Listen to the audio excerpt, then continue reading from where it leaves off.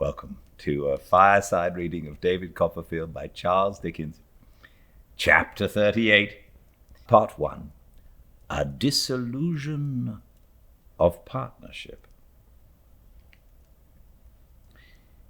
I did not allow my resolution with respect to the parliamentary debates to cool. It was one of the irons I began to heat immediately, and one of the irons I kept hot and hammered at with a perseverance I may honestly admire.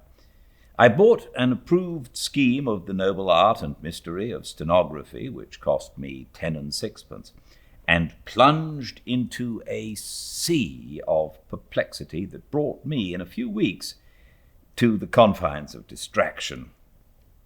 The changes that were rung upon dots, which in such a position meant such and such a thing, and in such another position something else entirely different. The wonderful vagaries that were played by circles, the unaccountable consequences that resulted from marks like flies' legs, the tremendous effects of a curve in a wrong place not only troubled my waking hours, but reappeared before me in my sleep.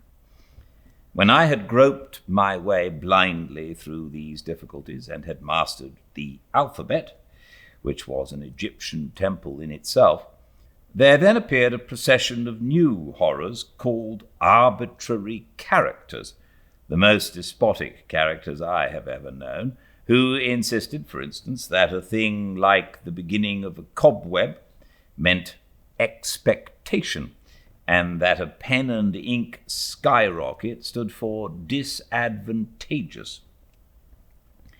When I had fixed these wretches in my mind, I found that they had driven everything else out of it. Then, beginning again, I forgot them. While I was picking them up, I dropped the other fragments of the system. In short, it was almost heartbreaking. It might have been quite heartbreaking, but for Dora, who was the stay and anchor of my tempest-driven bark. Every scratch in the scheme was a gnarled oak in the forest of difficulty, and I went on cutting them down one after another with such vigor that in 3 or 4 months I was in a condition to make an experiment on one of our crack speakers in the Commons. Shall I ever forget how the crack speaker walked off from me before I began, and left my imbecile pencil staggering about the paper as if it were in a fit? This would not do, it was quite clear. I was flying too high and should never get on so.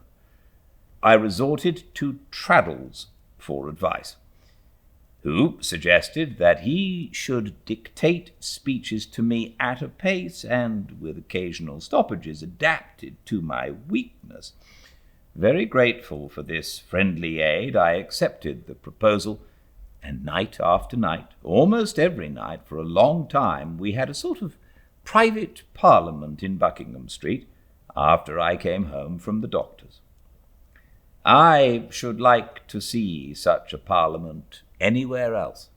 My aunt and Mr. Dick represented the government or the opposition, as the case might be, and Traddles, with the assistance of Enfield's speakers or a volume of parliamentary orations, thundered astonishing invectives against them. Standing by the table with his finger in the page to keep the place and his right arm flourishing above his head, Traddles, as Mr. Pitt, Mr. Fox, Mr. Sheridan, Mr. Burke, Lord Castlereagh, Viscount Sidmouth, or Mr. Canning, would work himself into the most violent heats and deliver the most withering denunciations of the profligacy and corruption of my aunt and Mr. Dick, while I used to sit at a little distance with my notebook on my knee, flagging after them with all my might and main. The inconsistency and recklessness of Traddles were not to be exceeded by any real politician. He was for any description of policy in the compass of a week, and nailed all sorts of colours to every denomination of mast. My aunt, looking very like an immovable Chancellor of the Exchequer, would occasionally throw in an interruption or two, as "Here," or "No," or "Oh," when the text seemed to require it, which was always a signal to Mr. Dick, a perfect country gentleman, to follow lustily with the same cry. But Mr. Dick got taxed with such things in the course of his parliamentary career, and was made responsible for such awful consequences that he became uncomfortable in his mind sometimes. I believe he actually began to be afraid he really had been doing something tending to the annihilation of the British Constitution and the ruin of the country. Often and often we pursued these debates until the clock pointed to midnight and the candles were burning down. The result of so much good practice was that by and by I began to keep pace with Traddles pretty well, and should have been quite triumphant if I had had the least idea what my notes were about. But as to reading them after I had got them, I might as well have copied the Chinese inscriptions of an immense collection of tea-chests, or the golden characters on all the great red and green bottles in the chemists' shops. There was nothing for it but to turn back and begin all over again. It was very hard, but I turned back, though with a heavy heart, and began laboriously and methodically to plod over the same tedious ground at a snail's pace, stopping to examine minutely every speck in the way on all sides, and making the most desperate efforts to know these elusive characters by sight wherever I met them. I was always punctual at the office, at the doctor's too, and I really did work, as the common expression is, like a cart horse. One day, when I went to the Commons, as usual, I found Mr. Spenlow in the doorway, looking extremely grave and talking to himself. As he was in the habit of complaining of pains in his head, he had naturally a short throat, and I do seriously believe he overstarched himself. I was at first alarmed by the idea that he was not quite right in that direction, but he soon relieved my uneasiness. Instead of returning my "Good morning" with his usual affability, he looked at me in a distant, ceremonious manner, and coldly requested me to accompany him to a certain coffee-house, which in those days had a door opening into the Commons just within the little archway in St. Paul's churchyard. I complied in a very uncomfortable state, and with a warm shooting all over me, as if my apprehensions were breaking out into buds. When I allowed him to go on a little before, on account of the narrowness of the way, I observed that he carried his head with a lofty air that was particularly unpromising, and my mind misgave me that he had found out about my darling Dora. If I had not guessed this on the way to the coffee-house, I could hardly have failed to know what was the matter when I followed him into an upstairs room and found Miss Murdstone there, supported by a background of sideboard on which were several inverted tumblers sustaining lemons, and two of those extraordinary boxes, all corners and flutings for sticking knives and forks in, which, happily for mankind, are now obsolete. Miss Murdstone gave me her chilly fingernails and sat severely rigid. Mr. Spenlow shut the door, motioned me to a chair, and stood on the hearthrug in front of the fireplace.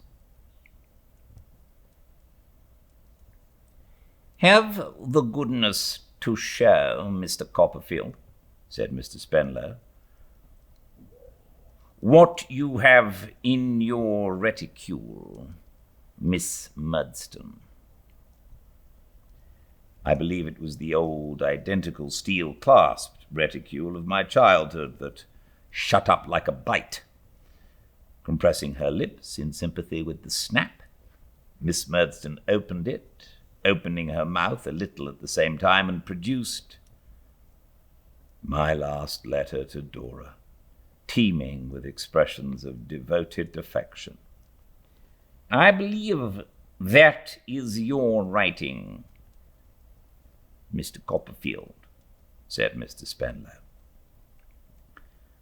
I was very hot, and the voice I heard was very unlike mine when I said, "It is, sir." "If I am not mistaken," said Mr. Spenlow, as Miss Murdstone brought a parcel of letters out of her reticule, tied round with the dearest bit of blue ribbon, "those are also from your pen, Mr. Copperfield." I took them from her with a most desolate sensation, and glancing at such phrases at the top as "my dearest, dearest and own Dora," "my best beloved angel," "my blessed one forever," and the like, blushed deeply and inclined my head.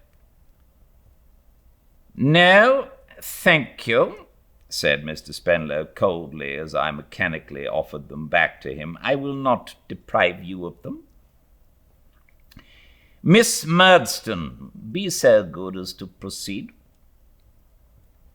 That gentle creature, after a moment's thoughtful survey of the carpet, delivered herself with much dry unction as follows. "I must confess to having entertained my suspicions of Miss Spenlow in reference to David Copperfield for some time. I observed Miss Spenlow and David Copperfield when they first met, and the impression made upon me then was not agreeable. The depravity of the human heart is such—" "You will oblige me, ma'am," interrupted Mr. Spenlow, "by confining yourself to facts." Miss Murdstone cast down her eyes, shook her head as if protesting against this unseemly interruption, with frowning dignity resumed. "Since I am to confine myself to facts, I will state them as dryly as I can. Perhaps that will be considered an acceptable course of proceeding. I have already said, sir, that I have had my suspicions of Miss Spenlow in reference to David Copperfield for some time. I have frequently endeavored to find decisive corroboration of those suspicions, but without effect. I have therefore forborne to mention them to Miss Spenlow's father," looking severely at him, "knowing how little disposition there usually is in such cases to acknowledge the conscientious discharge of duty." Mr. Spenlow seemed quite cowed by the gentlemanly sternness of Miss Murdstone's manner, and deprecated her severity with a conciliatory little wave of his hand. "On my return to Norwood after the period of absence occasioned by my brother's marriage," pursued Miss Murdstone in a disdainful voice, "and on the return of Miss Spenlow from her visit to her friend Miss Mills, I imagined that the manner of Miss Spenlow gave me greater occasion for suspicion than before. Therefore I watched Miss Spenlow closely." Dear tender little Dora, so unconscious of this dragon's eye. "Still," resumed Miss Murdstone, "I found no proof until last night. It appeared to me that Miss Spenlow received too many letters from her friend, Miss Mills, but Miss Mills being her friend, with her father's full concurrence," another telling blow at Mr. Spenlow, "it was not for me to interfere. If I may not be permitted to allude to the natural depravity of the human heart, at least I must be permitted so far to refer to misplaced confidence." Mr. Spenlow apologetically murmured his assent. "Last evening, after tea," pursued Miss Murdstone, "I observed the little dog starting, rolling and growling about the drawing-room, worrying something. I said to Miss Spenlow, 'Dora, what is that the dog has in his mouth?' 'It's paper.' Miss Spenlow immediately put her hand to her frock, gave a sudden cry, and ran to the dog. I interposed and said, 'Dora, my love, you must permit me.'" "Oh, Jip, miserable spaniel, this wretchedness, then, was your work." "Miss Spenlow endeavoured," said Miss Murdstone, "to bribe me with kisses, work boxes, and small articles of jewellery. That, of course, I pass over. The little dog retreated under the sofa on my approaching him and was with great difficulty dislodged by the fire irons. Even when dislodged, he still kept the letter in his mouth, and on my endeavouring to take it from him, at the imminent risk of being bitten, he kept it between his teeth so pertinaciously as to suffer himself to be held suspended in the air by means of the document. At length I obtained possession of it. After perusing it, I taxed Miss Spenlow with having many such letters in her possession, and ultimately obtained from her the packet which is now in David Copperfield's hand." Here she ceased, and snapping her reticule again and shutting her mouth, looked as if she might be broken, but could never be bent. "You have heard, Miss Murdstone," said Mr. Spenlow, turning to me. "I beg to ask, Mr. Copperfield, if you have anything to say in reply." The picture I had before me of the beautiful little treasure of my heart sobbing and crying all night, of her being alone, frightened and wretched then, of her having so piteously begged and prayed that stony-hearted woman to forgive her, of her having vainly offered her those kisses, work-boxes, and trinkets, of her being in such grievous distress, and all for me, very much impaired the little dignity I had been able to muster.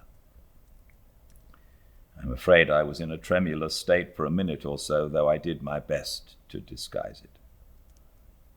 "There is nothing I can say, sir," I returned, "except that all the blame is mine. Dora—" "Miss Spenlow, if you please," said her father majestically. "Was induced and persuaded by me," I went on, swallowing that colder designation, "to consent to this concealment, and I bitterly regret it." "You are very much to blame, sir," said Mr. Spenlow, walking to and fro upon the hearth-rug and emphasizing what he said with his whole body instead of his head on account of the stiffness of his cravat and spine. "You have done a stealthy and unbecoming action, Mr. Copperfield. When I take a gentleman to my house, no matter whether he is 19, 29, or 90, I take him there in a spirit of confidence. If he abuses my confidence, he commits a dishonourable action, Mr. Copperfield." "I feel it, sir, I assure you," I returned, "but I never thought so before. Sincerely, honestly, indeed, Mr. Spenlow, I never thought so before. I love Miss Spenlow to that extent." "Pooh, nonsense," said Mr. Spenlow, reddening. "Pray don't tell me to my face that you love my daughter, Mr. Copperfield." "Could I defend my conduct if I did not, sir?" I returned with all humility. "Can you defend your conduct if you do, sir?" said Mr. Spenlow, stopping short upon the hearth-rug. Have you considered your years and my daughter's years, Mr. Copperfield? Have you considered what it is to undermine the confidence that should subsist between my daughter and myself? Have you considered my daughter's station in life, the projects I may contemplate for her advancement, the testamentary intentions I may have with reference to her? Have you considered anything, Mr. Copperfield? Very little, sir, I'm afraid, I answered, speaking to him as respectfully and sorrowfully as I felt. But pray believe me, I have considered my own worldly position. When I explained it to you, we were already engaged. I beg, said Mr. Spenlow, more like Punch than I had ever seen him, as he energetically struck one hand upon the other.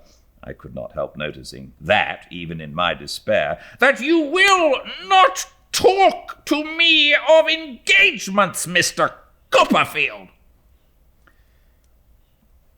The otherwise immovable Miss Murdstone laughed contemptuously in one short syllable. When I explained my altered position to you, sir, I began again, substituting a new form of expression for what was so unpalatable to him, this concealment into which I am so unhappy as to have led Miss Spenlow had begun.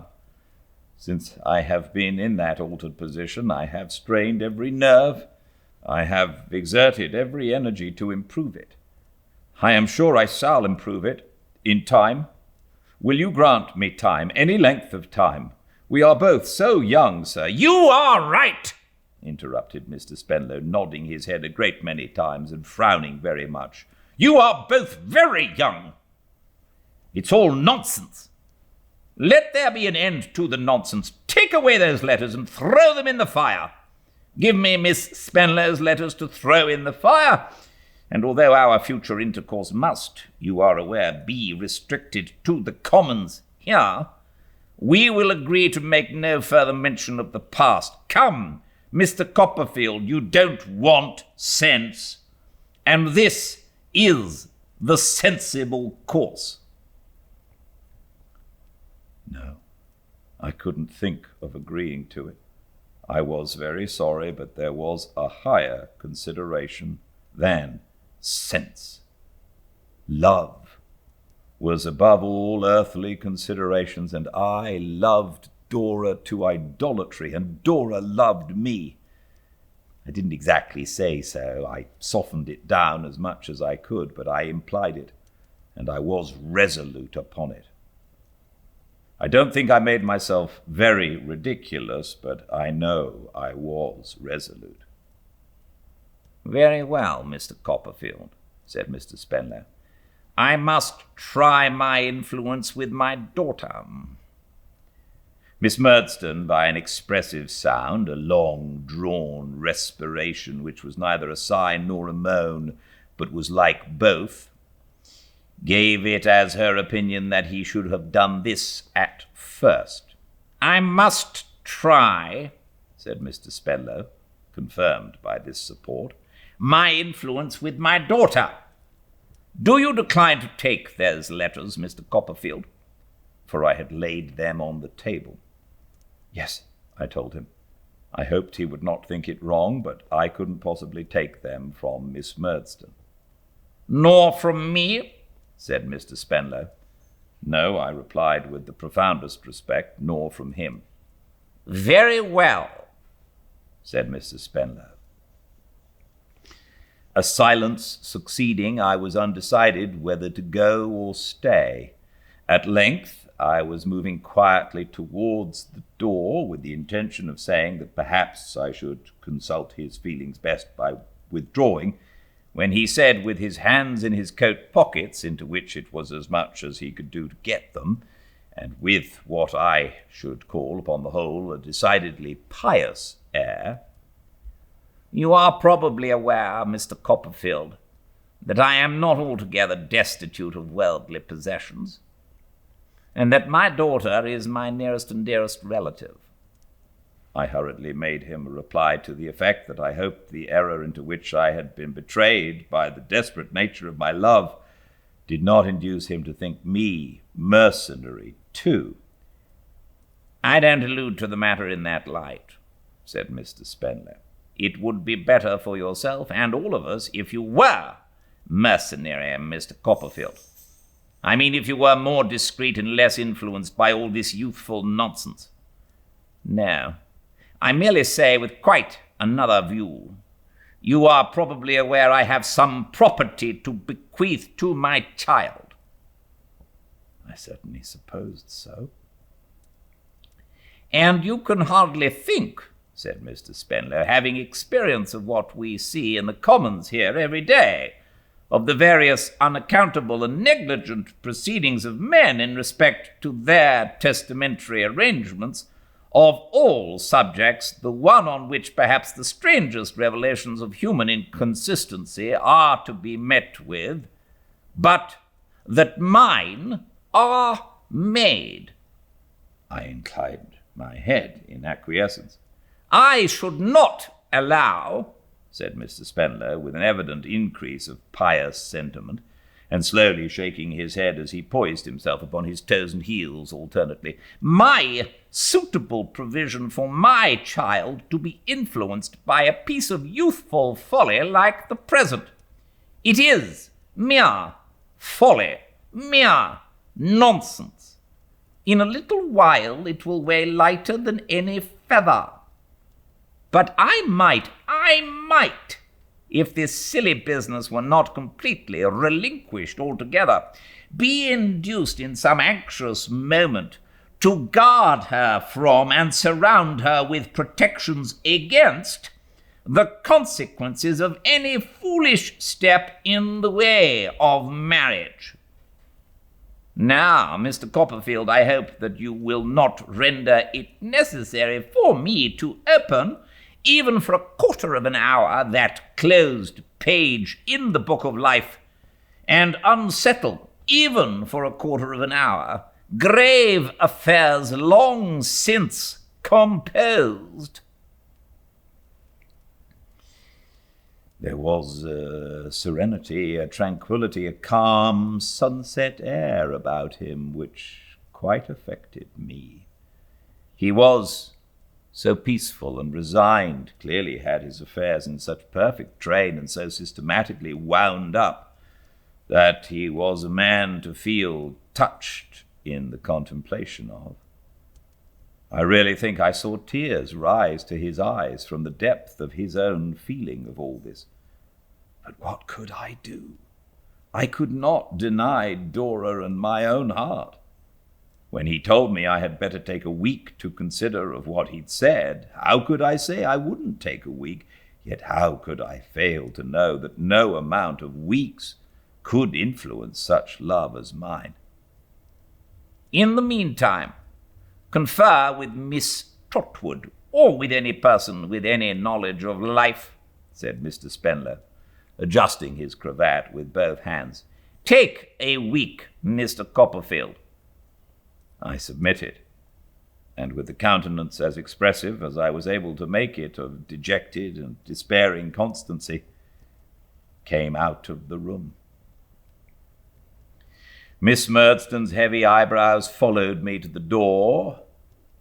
I say her eyebrows rather than her eyes, because they were much more important in her face, and she looked so exactly as she used to look at about that hour of the morning in our parlour at Blunderston, that I could have fancied I had been breaking down in my lessons again, and that the dead weight on my mind was that horrible old spelling book with oval woodcuts, shaped to my youthful fancy like the glasses out of spectacles.